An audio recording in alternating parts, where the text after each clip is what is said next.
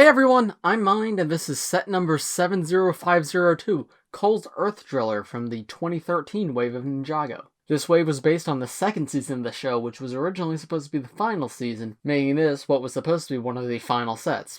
But as you may be able to tell, it is now 7 years later, Ninjago is still running strong, so this was not the end. You may have saw me unbox this the other day in one of my unboxing videos, you could check that out here. But this set is brand new to me. I never had this. I did get the Legacy remake last year, but I never actually had this set in particular. I didn't buy a lot of the 2013 sets, so it's cool to finally have this. So I thought, why not make a review of it? So here is my review of set 70502, Cole's Earth Driller. As always, before we get started, please press like and subscribe if you're new. I do LEGO videos like this every single day, so if you subscribe, you'll be the first to see them. Now, let's get on to the review, shall we? So here is the Earth Driller itself. The main feature of it is that if you move it back and forth like this, the drill in the front spins, right? And it spins the opposite direction of this, area around it. And I think that is very cool looking. I can imagine as a kid I would have loved playing with this.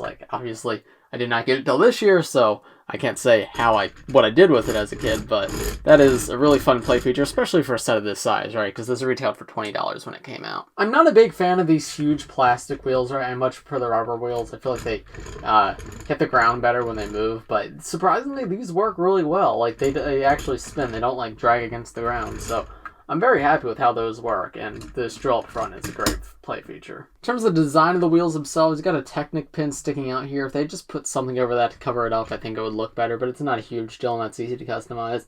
And then using this circular plate right here with this cone sticking out, just gives a little bit of it just gives a little bit of texture to the wheels right in the back, and I like how that looks. Coming around here, you have these two blades coming out the back, and you have what I can only assume is supposed to be like a thruster. That is not very good looking, I'll be honest. I guess it's supposed to be like an exhaust, right? And that's what's propelling the thing forward, but it does not look very good at all. It's just one transparent orange piece, and it looks really out of place with everything else. I guess they could have put some fire pieces sticking out, but that kind of would have ruined the Earth look, so I think they would have been better off just not putting this exhaust here at all, because I just feel like it doesn't fit, and it really distracts from the rest of the build. Got these stickered pieces on each side, which are just like cracked earth, which it's good looking. It's not amazing, but it's good looking. Moving up here, you can see we got stickered pieces. We have a stickered windshield piece right here, stickers on these two pieces back here, and if you open this up, there's a sticker on the inside with a picture of Woo, and it's just a little console, and I think that's cute. They usually just use the generic printed console pieces whenever they need a console inside, so it's cool to see like a Ninjago specific console design, even if it is just a sticker and not a print. And then right here, you got more mechanical bits with a little fly right here, which is kind of funny. In terms of negatives, I really don't like how these look. You got these open Technic holes right here, and then if you look at it from this angle, there's a bunch of open Technic studs right here. I feel like this area could have been covered up a lot more, and then as I said, I don't love this exhaust at all. I think it's very weak. It's very poorly designed. And then these two bits, while they look good, I wish there was a better way to lock them in place, because they move a lot if you're moving this at all, and they don't look good if you don't have them all back out in this exact way. So that's my biggest complaint with this, but overall I think for $20 in 2013 this was a very solid set, and if you could get it today I would recommend picking it up. Moving on to the minifigures, you have two here. We have Kimono Cole and we have a blue marking Stone Warrior. Kimono Cole is exclusive to this set, and he is definitely good. He's probably the least interesting of all the kimono suits, just because gray is not a very interesting color. I much prefer, now they use orange or brown for Cole as a secondary color mostly instead of gray. And I think if they had used orange or brown here, it would look better.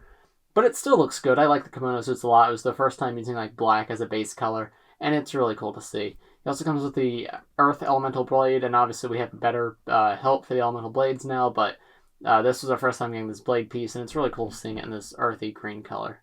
As I mentioned, the Stone Warrior has these blue face markings in 2013. There's, I think, 3 different colors. There's red, blue, and yellow for the Stone Warriors. And I think this is my first time getting the blue face markings, and it's really cool to see.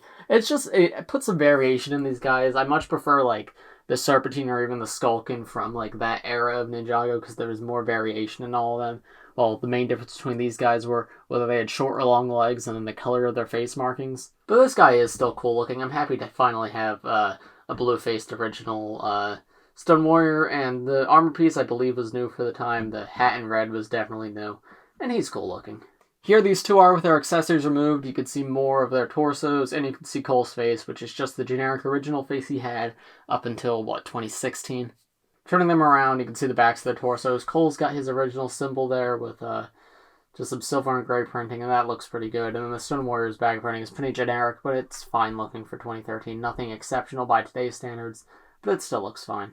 So yeah, I said it earlier, but overall I think this set was definitely worth the price in 2013. I somehow managed to find this secondhand complete for only $9, so for that price, yeah, I would definitely recommend it. But if you can't find it for super cheap, it's probably not worth getting. The new one, I think, is still better. I'm going to do a Legacy versus original comparison video in a little bit, and you'll see my final verdict there. But having them both, I don't think it's worth getting this secondhand. You might as well just get the original. But I think it's still a good deal for the price, and it's got some good figures, it's got a fun build, and I think it's a great playable vehicle for 2013.